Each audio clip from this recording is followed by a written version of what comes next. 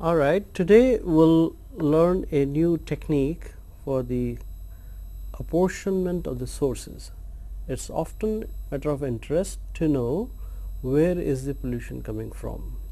Okay, you might be staying at one location and in a residential area, and you like to know how much is the contribution from the petrol vehicles, how much is the contribution of diesel vehicles, how much is the contribution of, let's say, there's a power plant close by. So you would like to know about these sources, and once you know about these sources, you can certainly control those sources. So there are many techniques as to find out the contribution of various air polluting sources to the ambient air which people breathe, and this contribution of these sources will be variable depending on what location the person is or what locations the measurements are being done. So one of the technique is called receptor source modeling, and it can be used for the particulate matters. It can also be used for the organic pollutants to clearly say what are the sources and how much is their contribution. So if we move to the first slide, in the terms of what you are seeing here in the circle in the middle, suppose you are doing some measurement. Okay, so this is what is the instrument that measures the particulate pollution. Okay, and this instrument is measuring, and we want to say how much is the contribution, let's say, from the cars at this location,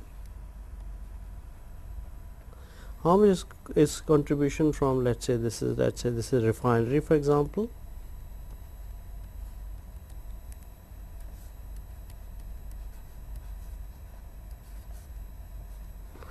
let's say this is some power plant,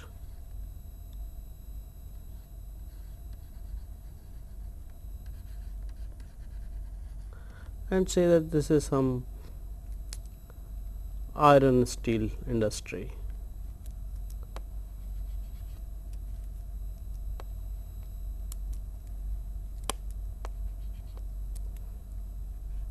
Iron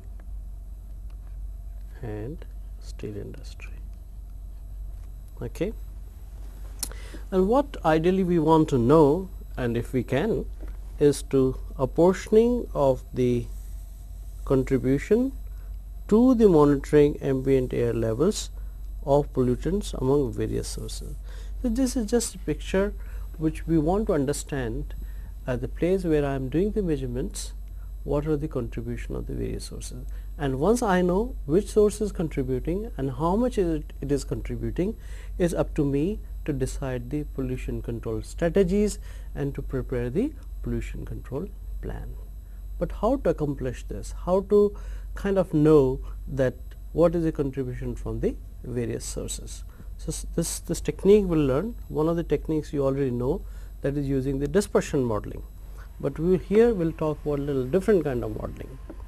So the basic requirements to assess the air pollution sources and receptor relationship. We want to know the linkage between the receptor and the source. And what is the receptor? Receptor is a place where we are doing the measurements, or place of the interest where we want to maintain certain levels of air quality. Receptor can be residential colony, it can be the people, it can be, let's say, ecological park where you want to control the air quality for a particular reason. It can be very important buildings like Taj Mahal that you want to control certain air quality there. But in order to control, in order to plan, in order to prevent the pollution, you want to know how much is the pollution that is coming from different sources. So essentially what we are looking at is to develop and understand the linkage between the source and the receptor impacts. So as you see on your slide now, we want to understand the chemical and physical characteristics of the air pollutants. Okay, understand the transport from source to receptor, how it is transporting, and finally estimate the contribution of each source of air pollution concentration measured at the receptor. Okay, if we can answer the key question, that is, again I repeat, contribution of each source to air pollution concentration where measured at the receptor. If I know this, I think I got very good information, and I can plan and design my air pollution control systems. So, okay, let's see. To further elaborate on what I said, suppose you know the sources and you know the source contribution to the ambient air quality, and then it can immensely help the pollution control planning. This is what is ideally you like to know. For example, ambient air concentration was 100 microgram per meter cube at a particular location where you did the measurements. And if you can clearly say out of this 100, how much came from cement plant, suppose, and that was in your vicinity, how much came from the power plant, okay, how much came from diesel engines, and how much came from steel plant, let's say. Okay, this is a very good information if we can get such information. Obviously, one can quickly say that if I want to maintain a better quality than 100 micrograms, then if I control the sources from the power plant, okay, that will significantly improve my air quality. Okay, but you can also come to know you can even optimize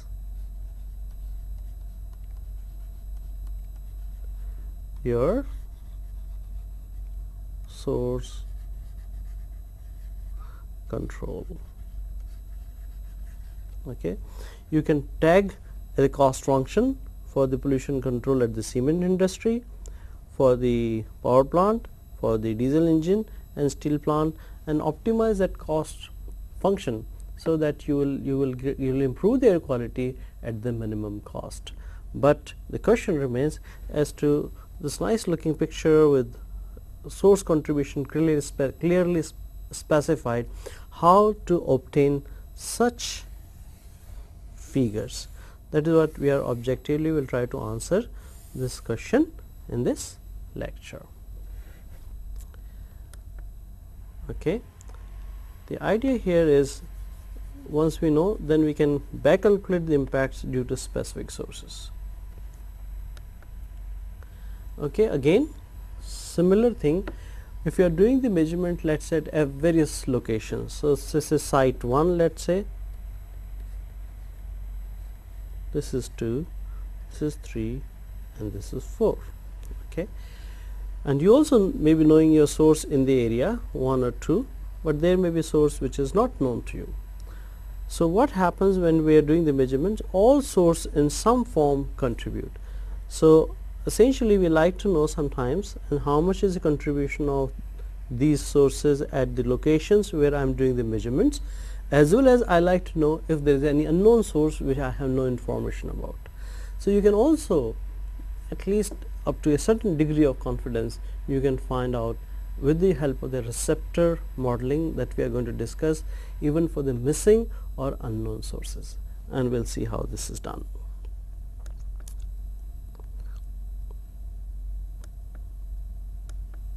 Okay. The basic data requirement, what we need to have in order for us to do such a modeling exercise. If we know these information, as you can see here, all of them or some of them could be very useful, and what we call that one is speciation. It means the particles which we have sampled, what are the different components of the particle, what is inside the particle in terms of its chemical composition or particle size distribution. Because this might be very good information, because suppose most of the particles you are getting very fine, okay, and then you also know the soil that contributes the particle which are larger in the size. So, if most of the particles you are getting smaller, it means you can almost be certain that, well, this pollution is largely not from soil, but it is from somewhere else. And in your area, suppose you have lots of diesel vehicles, then diesel vehicles will contribute very fine particles, and then based simply on the particle size distribution, one can, if not fully, but to a certain extent, can say what are those sources that are contributing. If you have additional information in terms of the elemental composition of particulate matter, that also is to the great advantage. Okay, but we will see how this will become to our advantage as we proceed, but this information is required, and also other inorganic information of the speciation.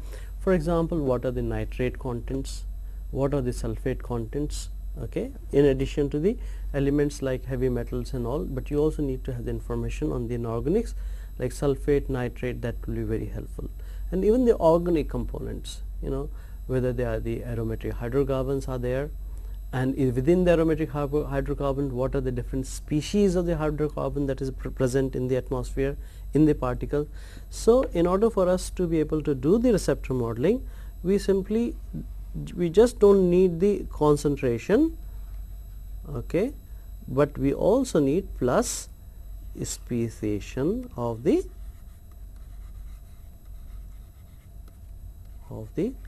particles. In what form? Possibly size distribution, elemental composition, additional inorganic and organic composition. If you have these additional information, then we might be able to say, of course we have to learn as to how we can say that, is to what will be the contribution of various sources. And finally, what we want to look at the end of the day is some picture which looks something like this. This is the information we need to collect from the site and utilize this information for our source contribution or source apportionment.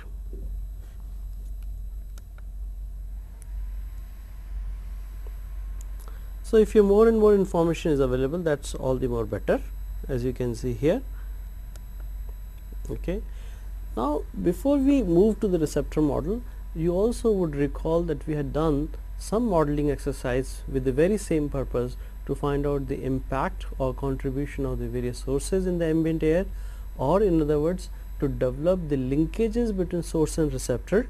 What we did was we studied something like dispersion modeling. Okay, you would also remember that we did something called Gaussian plume model. That model we applied to the large sources. That model we also applied to the vehicular pollutions or the area sources. So quickly we will take the recap of dispersion modeling and compare it with a new technique that we are going to learn, that is a receptor modeling. So there are two things, dispersion modeling and the receptor modeling. Or dispersion modeling is also sometimes known as the source model. Okay. So what you do that we have learned is we have the known sources and their emissions quantity. Then you need to know the dispersion parameters, and if you recall, for example, what were the dispersion parameters?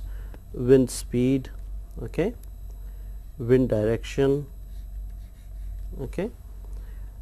If you recall, we also had discussed stability, atmospheric stability, okay. These were some of the common things that we needed, and we developed that model. And then what that model eventually did, we started from the source and went all the way to the receptor. So our direction of the movement, as you see the arrow here, is from source to receptor. Okay.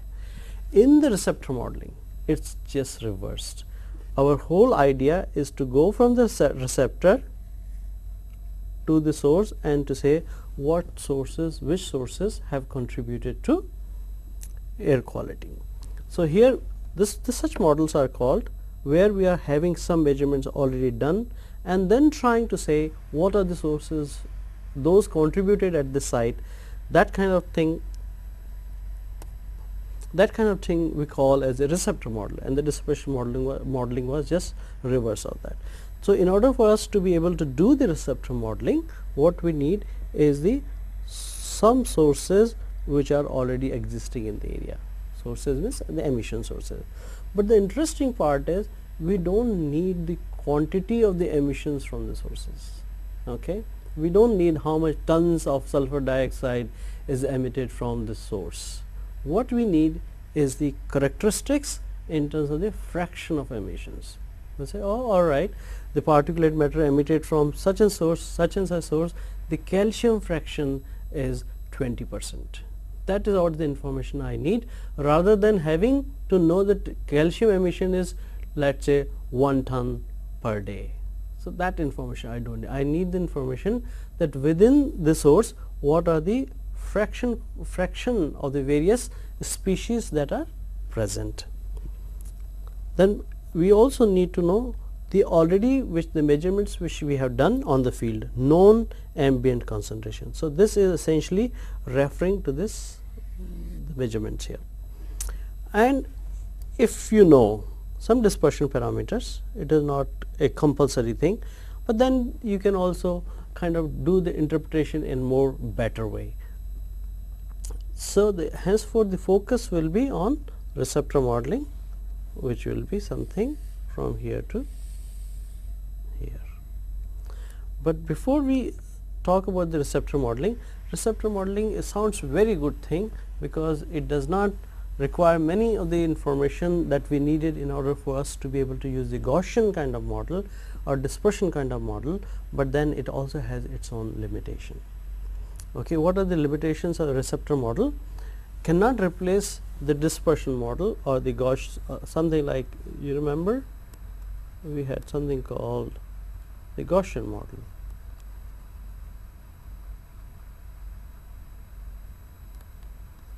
So, it cannot replace those model under certain situations. When you want to do the future predictions, suppose you want to, in your area new refinery is about to come, receptor model cannot help you. No contribution from the proposed installation, that is proposed or new installations we cannot do, nor we can say what will the future thing will look like. Simulation for the change in the stack and flue gas parameters cannot be done.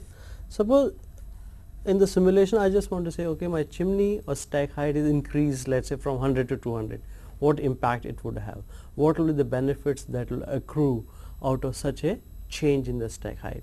That receptor model cannot say, that only one can learn from the dispersion model. Stack height determination cannot be done, okay, and the source contribution to formation of secondary particles. Okay.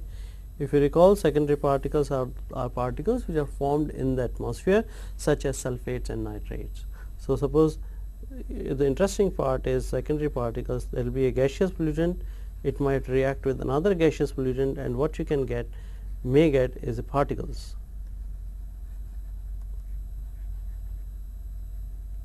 If such a reaction or such a mechanism is happening, receptor model would not be able to tell you with great confidence as to who is contributing to the formation of the particles which are secondary in nature. Let us write here secondary in nature. So, it is not it's not that receptor model can answer everything. There are certain things which receptor model cannot answer. Nonetheless, receptor modeling is very powerful tool and very useful tool. So, this slides quickly show you the difference between the dispersion model and receptor model. Okay, dispersion model will go rather quickly. The prediction of the future air quality is possible. Okay, and we'll probably go this way. Okay, and see that analysis of the alternative control strategies is possible. Identification of secondary aerosols is possible by employing the atmospheric chemistry. Impact of the prediction with change in stack height and the flue gas parameter can be done. Identification from the single group source within the similar characteristics can be done. Whereas the receptor model, physical impacts can very well be considered, because we don't even know the physical location, we don't even need to know the physical location of the source where it exists. We can still tell. Okay, analysis of the actual and worst case impacts. Identification of new sources is possible from the receptor modeling. Also suitable for the complex terrain and meteorology. When we don't know the meteorology or our terrain is very complex terrain means we are having some analysis which we need to do in a valley or in a very hilly region, then like dispersion models become very complicated and cannot be used, but the receptor model can still be used. And one can also find out the regional scale air quality model by virtue of identifying certain sources. For example, suppose you want to know if the desert in Thar or desert in Sahara, is it contributing some air pollution to your area. There are ways in the receptor modeling that you can find out, even if the transportation of the pollutants has been from the long distances or from the long range transportation. Okay, again simple representation of the source model, the dispersion model, the receptor model, okay, and the microscale analysis based on the emission inventory, that can also give you some idea. Okay, there are the two ways receptor models are used. One is the microscopy technology, okay, and then another is a chemical technology. So here what we are trying to do is that particles that we have collected from the field, we are looking in terms of the physical property or physical characteristics, and in this case we need to look the chemical property, as you can see that. What do you mean by physical properties?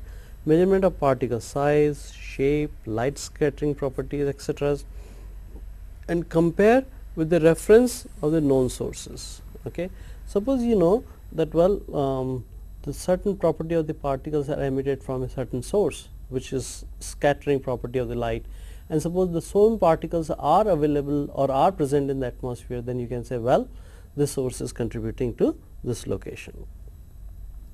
It's limited to particle size. There can be some biases, and it is rather sometimes very costly to be able to measure these physical parameters. So most of the models in receptor model, as we see and as you will find, are mostly the chemical receptor model, and then we will spend some time onto this one rather than spending time onto the microscopy techniques, that was to look at the physical properties of the particles. Okay. There are many methods. Most of these techniques are being used all over the world. So we will just look at these two things. Okay. Chemical mass balance model, what is the advantage? Is the quantitative estimates based on the real time data impact uncertainties. That is the advantage, because it can quantitatively estimate the sources, contribution of the sources, and source composition should be known, and chemical and non-descriptive sources cannot be evaluated. Source composition is one should know the source contribution, okay, that is essential, and chemical non-descriptive sources cannot be evaluated. The sources which cannot be defined in terms of the chemical properties, that cannot be included in this model. The second model is a technique, is more of a statistical technique, but this we will not talk in this lecture, is a multivariate analysis, or in fact it is called as FAMR, factor analysis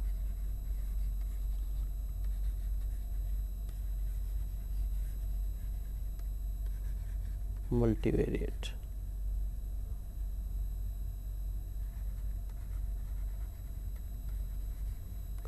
Okay, what is the advantage here with the FAMR? No prior knowledge of the source is required. Okay, no chemical contribution, chemical composition is required. Composition needed to identify the sources by the common names. So large data set are required. Whenever we are dealing with statistics, we need to have more information. But in this lecture, mostly we will be talking about the chemical mass balance.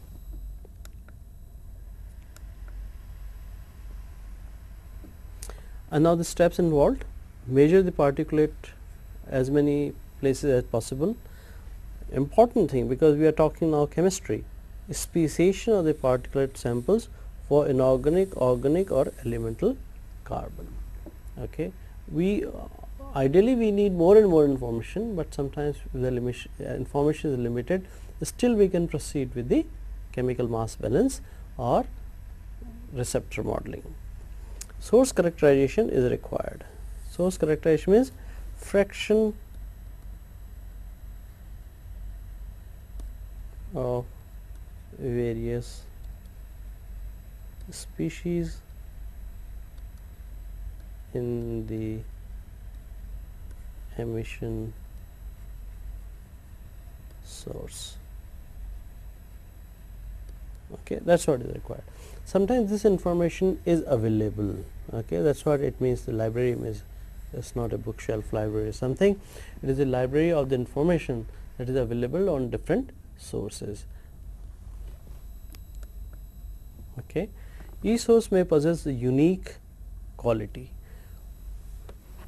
What we understand by that each source may have a unique chemical composition, very distinct size distribution, and unique tracer compound. Okay. For example, earlier times where the gasoline was leaded, if we find the lead in the atmosphere, okay, then this was it was a signature or tracer or a signature.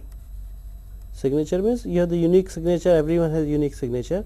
So, source, air pollution source may also have the unique signature. Lead was unique signature for petrol driven vehicles. Okay. And we will see what are the different tracers that are available to you. Okay. So, you need to know chemical composition, size distribution if possible, and then one should also at least have some idea as to the what tracer compound that could be there in the emission. Okay. What it really means is to so you see here basically the different dots you are seeing here, okay, and you see basically these are the fingerprints or signature of the sources, more from the concept point of view than actual thing. So, there are the various sources you see, and then they all look different in terms of the emission of the various species. You know, for example, let's say white thing, I am calling this the calcium. So, the calcium is there, and sometimes in the source and some sources you might find absence of the calcium. Okay. Okay.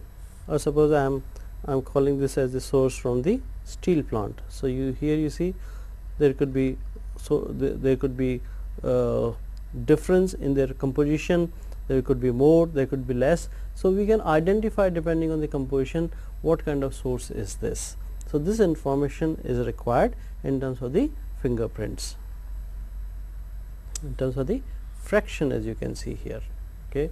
Fraction will be smaller here. The source, for example, is a very source which the fraction of these things will be, for example, fraction of this species is 1/4, 0.25. Whereas, suppose I am looking for the same contribution of this species in terms of the fraction, then let us count them 1, 2, 3, 4, 5, 6, 7. The fraction of this element is only 1/7. You see here. So, this source signature is different here, and the source signature different, and here what is the fraction? 1/4. So, still this was a concept. We can find and we can know that what is the signature or specific source tracer species that would indicate very clearly that this is the source where it has come from. Okay. Like we have the basic signature which varies from person to person. So, source signature also vary from source to source. Okay. Sometimes we are also interested in the particle size distribution and say in the finer fraction of the particles, what is the composition, who is contributing to the smaller particles. So, in that case what we need to do is that we need to have a system. Okay, this is some kind of cascade impactor where you have the different filter papers put in here, okay, at the various positions, and you can estimate the concentration, okay, of the particles, okay, in various size ranges. Okay. So, not only you can come to know about the concentration of the particle in various size ranges, you can also do the speciation of the filter paper, and you can find out in the specific size range what is the chemical composition, and for that specific size range you can do the chemical mass balance analysis or receptor model, and you can find out when the particle size are less than that, which are the major sources which is contributing to air pollution in this particular range. So, the modeling is not specific only to a certain size of the particles. You can very well do it for the particle of your interest. So, let us go further. Okay. Here again an indicator of the various particle sizes and their fraction. So here you see here, for example, A is the soil. So again here this was the fraction in percentage, as you see here. Okay, so what was the contribution of the particles which were less than 1 micron? Okay, 1 to 2, 2 to 4, and 4 to 8, and 8 to 16, and things like that. That could be the diameter in micron size. Okay, so you can come to know about different species and what are their particle size distribution at the source. That may be helpful in the interpretation of the results. We are talking about this source signature. For example, for fuel oil burning, the source signature is, as you can see from the picture, is nickel and vanadium, and for coal combustion it can be selenium and titanium, and this can be very specific source signature. So if you have in your area coal combustion or the fuel combustion, then you would certainly like to know you certainly like to analyze your filter paper, which is particle laden filter paper for selenium, titanium, nickel and vanadium, so that you know that well those specific tracer that is coming from the coal or from the fuel oil, whether it is present in your filter paper or not. This is the specific signature which people have come up with, various researchers. So for example, the motor vehicle, okay, the bromine and the lead can be very good indicator. For soil and road dust, we all know aluminium is the soil is so rich in aluminium, that can be of great advantage if you know the aluminium and you want to find out and you want to particularly apportion the source which is of the soil origin. Fuel combustion, as we see in the last slide, nickel and vanadium. Limestone could be cement, is calcium. The calcium can also be used for the construction and building demolition activities as to how much pollution they are causing. Paint and pigment, okay. Diesel emissions, the barium is very important species from the diesel emission. Marine aerosols, sodium and chloride. Fly ash, selenium and arsenic is the tracer or the indicator compound or the tracer or specific elements that are possible to identify. With the help of those elements, it is possible to identify the sources, and not only identify, but also we can apportion the sources. Well, let us finally come down to the model, and model, as you will see, is very simple model. Simply what we have to see here, we want to find the concentration of a species I or component I at in the kth sample. Okay, so it will depend on to the fraction of amount of component of I in source J. So Aij, okay, and then it will depend on the dispersion parameter, and of course the total emission rate of the component from source J. The Ejk is the total source is the emission rate of component of the specific of all the components from the source J. Assumption is compositional source emissions are constant, components do not undergo any reaction, that is linearity in the system is maintained, pollutant identified sources contribute to the receptor. With that thing we can say this is basically source model, and then how the receptor model will look like is little bit different. Okay, here what you see here, the interesting part is that well here the dispersion parameter is lost, or dispersion is not lost, but dispersion parameters do not show. Okay, so in that sense, when we are doing the receptor modeling, we don't need information on the dispersion parameter. So here the concentration of the components I in the kth sample, fraction of amount of component I in source J, and Sjk is the total contribution from source J, and n is the total number of components measured. Okay, basically what it really means is that you have a source where So you have a fraction of various components Sj, okay, Ij, okay, and then as a pollutants, I is the specific pollutant that you are talking about and J is the source. So I can even say, suppose this is my source 1,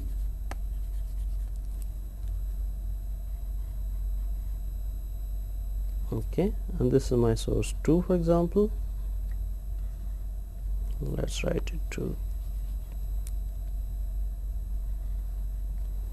and here the composition is my AI1.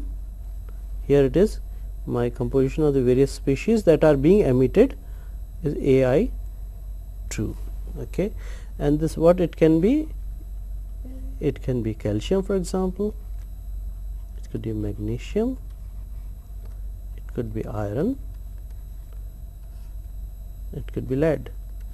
So this is nothing but, in a way I can say here A11, A21, A31, okay, and A41. Similarly, for this source, what I can write is A12, which may be whatever it may be, calcium, magnesium, whatever, doesn't matter, A22, A32, and A4,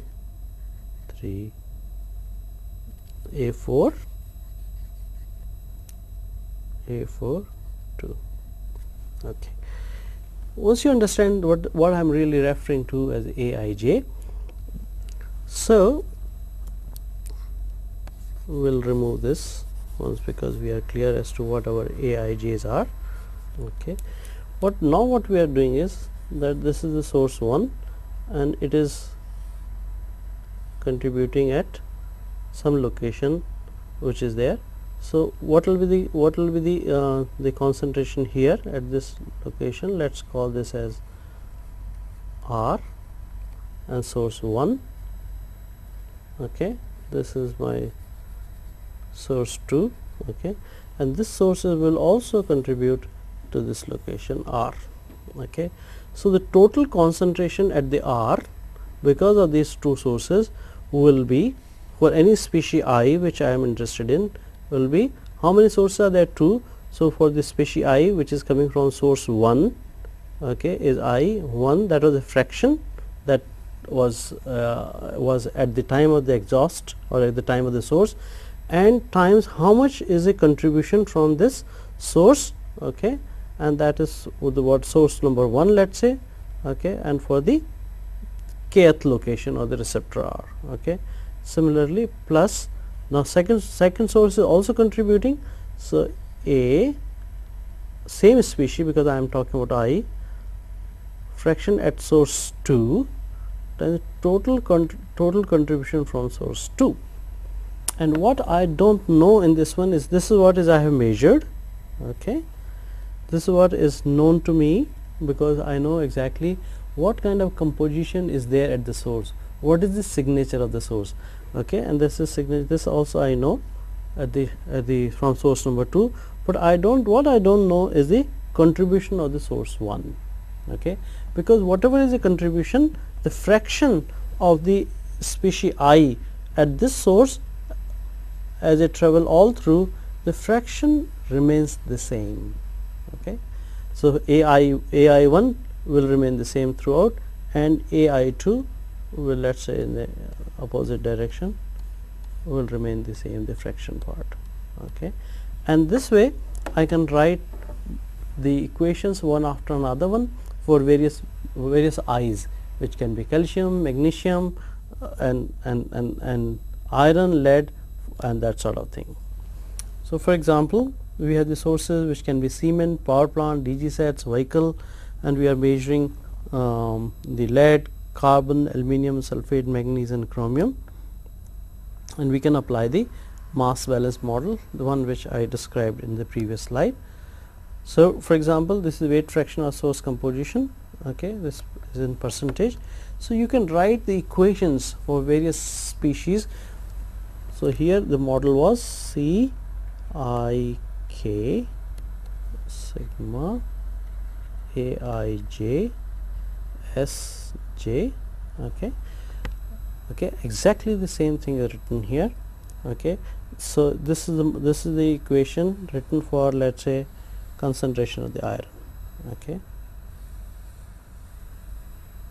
Okay, so this is the fraction. This is nothing but Aij component, fraction of iron from steel plant. Okay, this is the contribution, okay, from the steel plant, fraction of iron from the cement plant. Okay, that's what is saying, the cement, plus fraction of iron in the vehicles, okay, plus fraction of iron in soil, and these are the total contribution from the soil. So here I can, since I have done the measurement of the 4 species, aluminium, lead, calcium, so I can write such equations. Okay, and don't forget that this is what is I have collected on the site at my receptor locations, and I have done the chemical analysis on the filter paper to find out the concentration of iron, find out the concentration of aluminium, find out the concentration of lead and calcium. These F's, what you see, the fractions, are known to me, and what is not known to me is a contribution from the steel plant, ES or E cement or E vehicles or the E soil.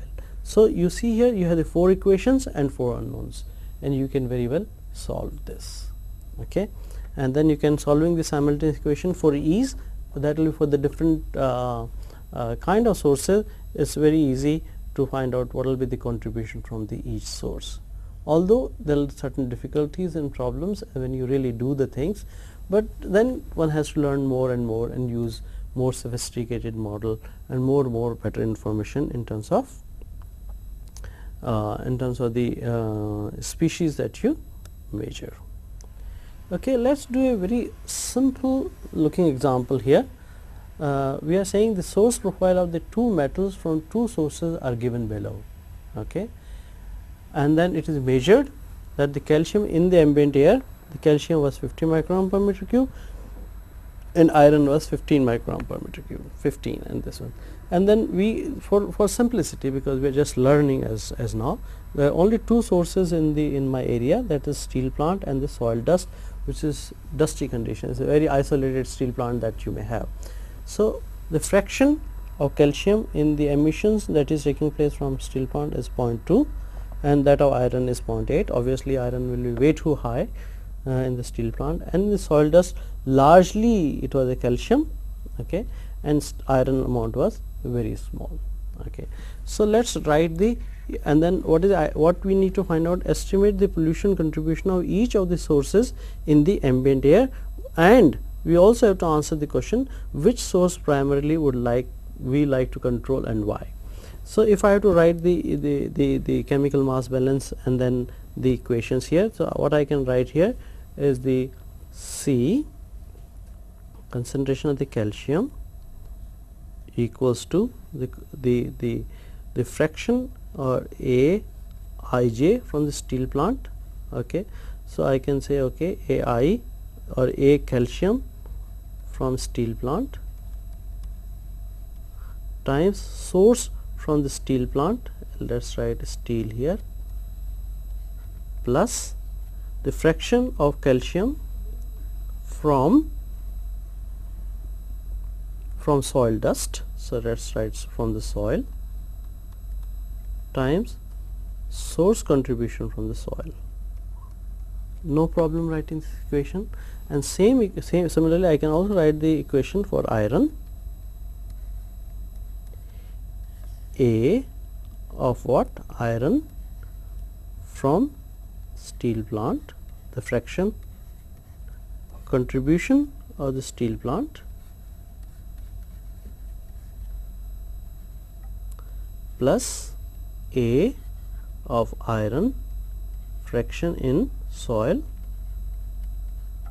times the overall contribution to the particulate pollution by soil. So let's put up these values here. So this is calcium measured is 50, ACA is how much, for the steel plant is 0.2, so let's write 0.2 here, and contribution from steel plant. If you want, we can make a subscript here, plus what is the calcium fraction in the soil dust? 0.9 into multiplied by S soil. Let's remove this, doesn't require this, contribution of soil. And similarly for iron, how much is iron? 15. And then how much is iron fraction in the steel plant? 0.8 S steel plus fraction of iron in soil dust 0.1 times S soil. Okay, and if we solve them, I'll remove this. I found S soil as 53 and S steel plant as 15 or 12. See, we could apportion the sources that were there and we can see this. So, in order for me to improve the air quality, I must rather control the soil dust emissions that are taking place, and that would certainly improve my air quality much more. Okay, suppose I control 50% of my soil emission, so likelihood is there that 50% is gone, so this is 26. Okay, and suppose I am not doing any control at the steel plant, and then so 2 plus 1 36 microgram is the air concentration that I will get.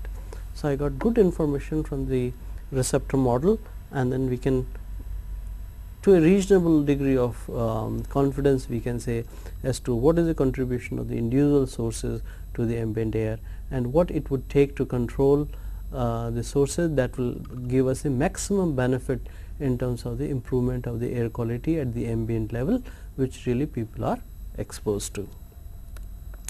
So, this is where we'll end this presentation. So, this is a new technique which involves the receptor modeling to estimate the contribution or the apportionment of the sources to the ambient air, but we went about doing this one in a very different way by starting the measurements at the site or at the receptor location, speciating them, finding out the contribution of the various finding out the species of the various metals and elements and organic compounds, and then trying to ascertain what are the sources and what their contribution, and eventually this information can be used for the pollution control planning and strategies. So, we learned a new technique of receptor modeling, and let's see what were the advantages of this technique, why we really learned this one in the first place.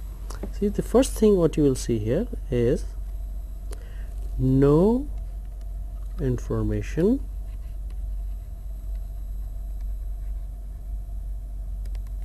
on meteorology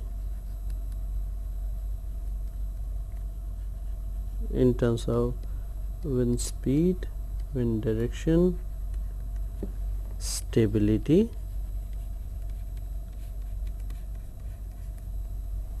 was required. See, sometimes it becomes a little difficult to get this information which is specific to a location, but still we need to do this analysis. Then we better use the receptor model. The second thing is we need not know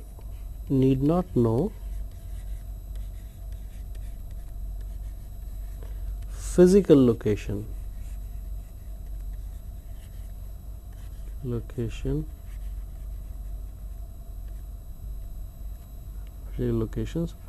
of any of the source.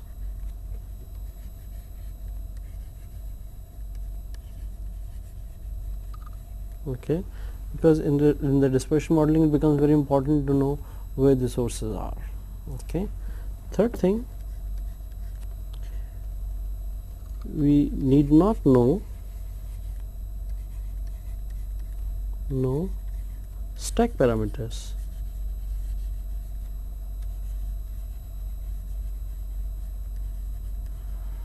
like stack temperature, we need not know the stack height,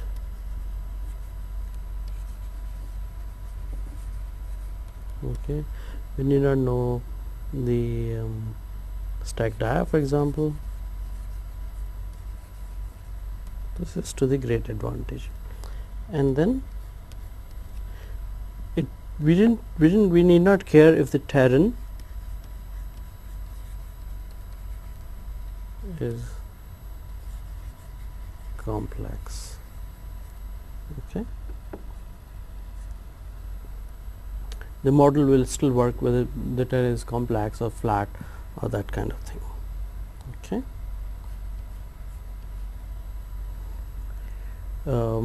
However, the problem or the limitation is, or we can say limitation is,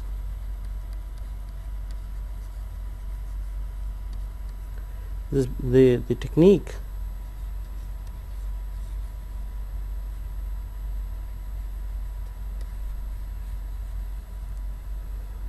does not consider atmospheric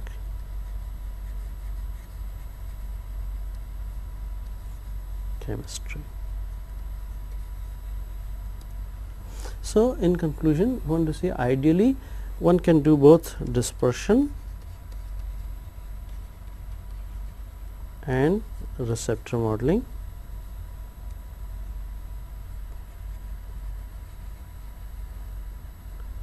Which are contemporary, which are complementary to each other, and then we can draw useful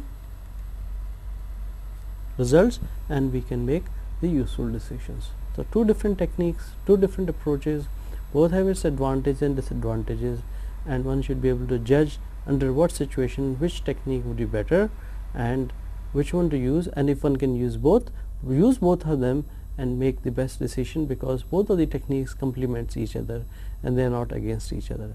So, we can certainly make very useful meaning and interpretation and take proper decisions.